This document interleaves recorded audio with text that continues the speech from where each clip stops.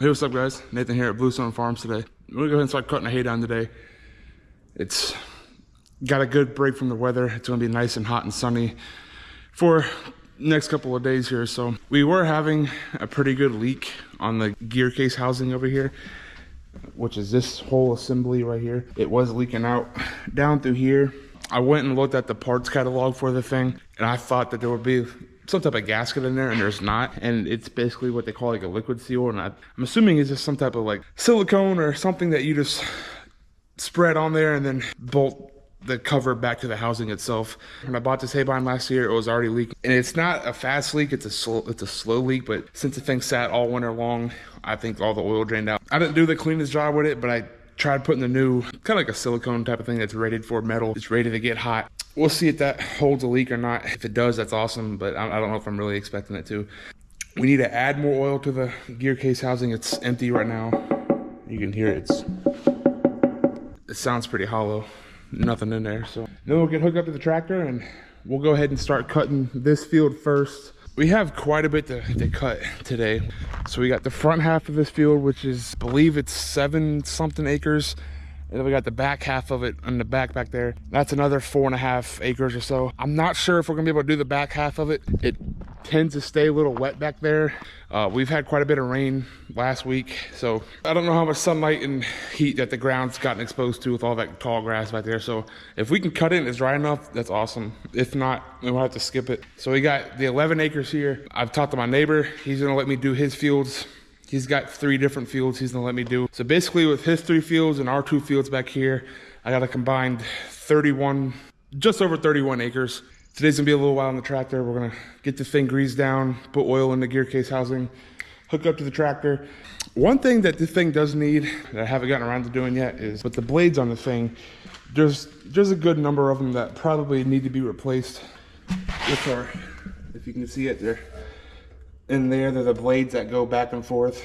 They're not damaged at all. They just look pretty worn down. So maybe after this cutting, when I do a second cutting later on this summer, replace some of the blades on there.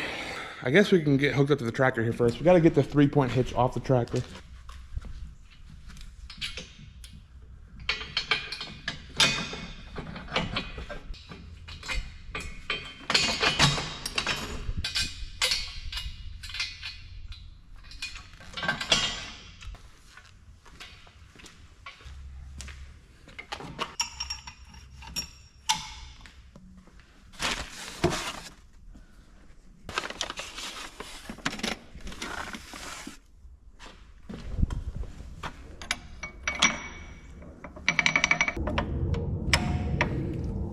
Let me see if I have a bigger, you call these pins, let me see if I have a bigger one here.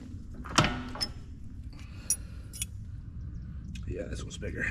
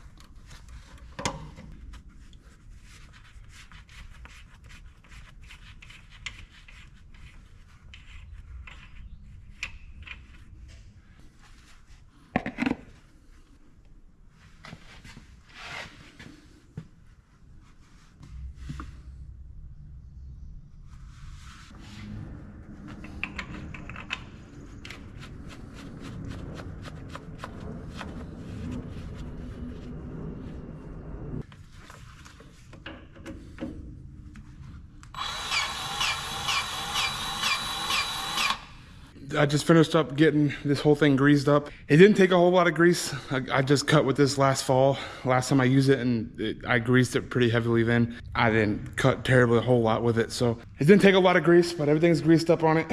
It's also not leaking at all. I don't see any fresh drops of oil on here from the housing here, so maybe that sealant I put on there, maybe I was able to stop it up pretty good. We'll see. We'll have to go out and cut and then come back and look at it and see if it's wet or not on there. I completely forgot that the jack for this bind right now is quite short for how I need it to get up to the drawbar on the tractor. So currently have the floor jack with a 4x4 under or on top of it. I'm helping lift that up. That way I can be able to get, I don't know what you call that, but get that pin through there. So I'll be going back up the tractor real quick and we'll get hooked up and then we'll hook up the hydraulics and all that. Just about ready to start getting cutting here. One thing we got to do first is that it's got this locking pin in it right here. So we'll take this out and that way we'll be able to lower to the ground. And it has right here a little holder for that locking pin. Stick that right to there. Like I said, we're gonna start with this field over here behind me. We'll do the front half of this first, then we'll do the back half, and then we'll hop over to my neighbors over there. Hopefully we can get it all done today. We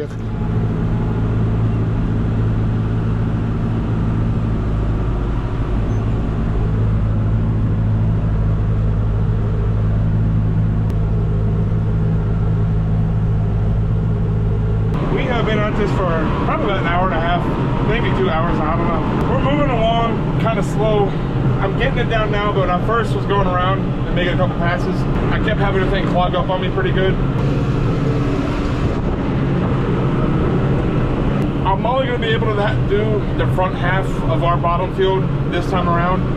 That back half behind me, it gets really flat and there's not a lot of good drainage in it. And I went back there and there is just standing water all throughout it, so we're not gonna be able to hit that this time around. So my plan for that is once I get everything baled and taken care of here, we'll come through with the bush hog and knock that all down, let it air out, dry out, and then we'll probably get a good cutting off of it when I do a second cutting off of this field. So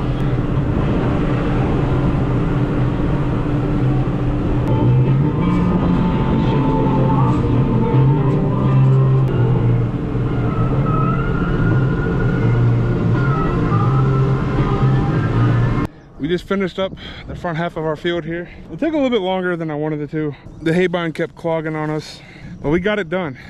Everything's cut out here. It's looking pretty good right now. So it's already drying out really well. It's already kind of crunchy when I'm stepping on it.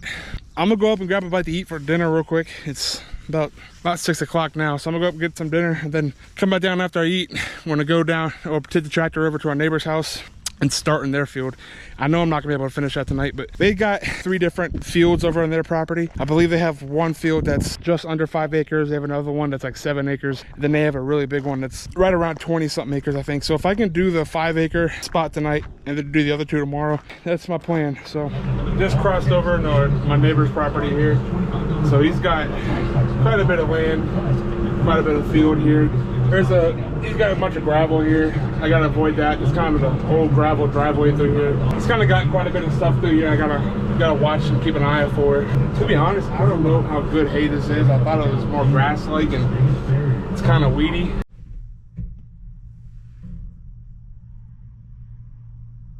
So I don't know if the camera caught that, but some random dog just popped out of the woods that I've never seen before. And I don't believe my neighbor has a dog, and I have the black lab and the chocolate lab, and that was like a white husky or something. I don't know what that was, but I'm not sure how well the camera's picking me up right now. But basically got done with one of the fields up here.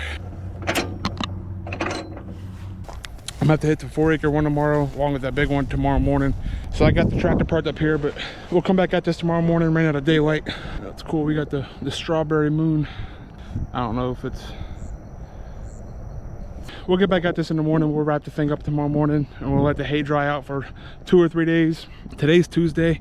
I think there's a slight chance of rain Friday evening. So if we can let everything dry out tomorrow and Thursday, come through and rake midday Friday, and then bail everything up Friday. It might be tight because Friday is actually little Nathan's birthday. So hey, good morning, y'all. We're out here the next morning already now. So the worst thing that could happen last night ended up happening. We had a pop-up rainstorm come through and it downpoured on us after I got this field cut behind me here and the other field. It wasn't like a steady rain that lasted for a while. It was just a storm that moved through and just dumped rain hard for like 5 to 10 minutes and then it moved out. But I mean, it poured. Yeah, it's kind of unfortunate because if you look at the radar map for the storms, it was literally just a line of storms that came through from like west to east, and we just happened to get hit. I swear, if you go 2.5 miles north or 2.5 miles south, I doubt they even got hit. The way that luck has it, we got hit right after I cut this hay. And it's supposed to be nice and hot today. It's supposed to be like mid to high 80s today. So I think what I'll do is that I'll let all this stuff dry out, because I know it's not gonna rain today. It's not supposed to rain tomorrow. So I'm gonna let all this stuff dry out today.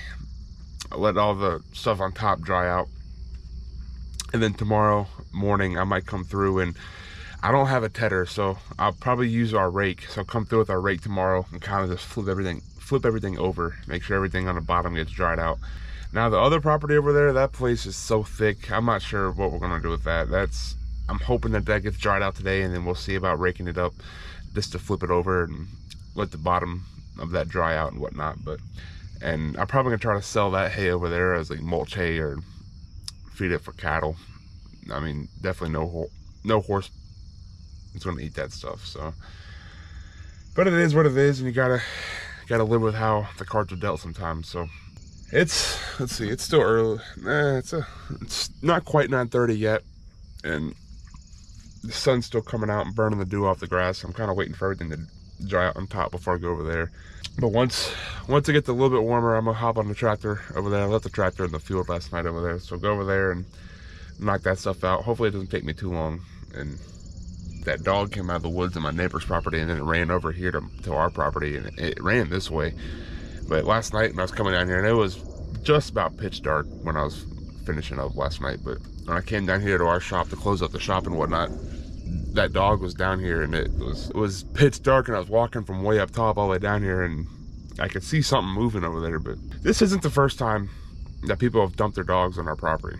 We have a bunch of development happening on the other side of the neighbors. The neighbors I have over here, I'm cutting the hay, the other side of them, it's getting really developed, and like everything's just getting pushed down.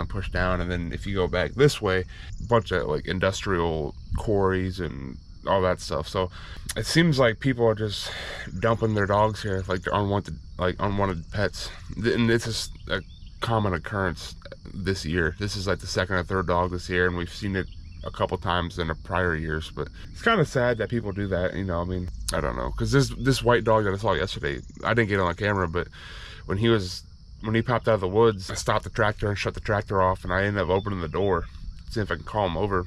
And I couldn't tell if he had a collar on, because he had quite long hair, but it looked like he may have had a collar on.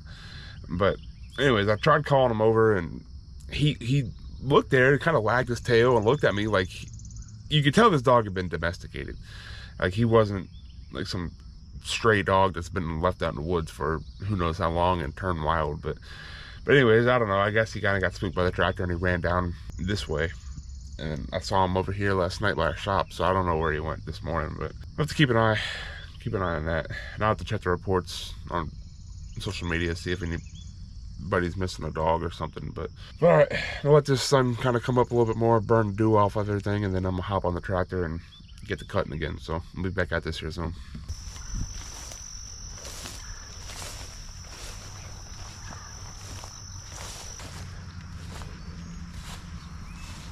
All right, even though it poured down raining last night, it doesn't look terrible. But I mean, I do think that over like a good 2 days here with the sun beaming on it, I think we'll be okay. This one field, this is I believe it's like 7-something acres just for this one field. And then we got the little field back here.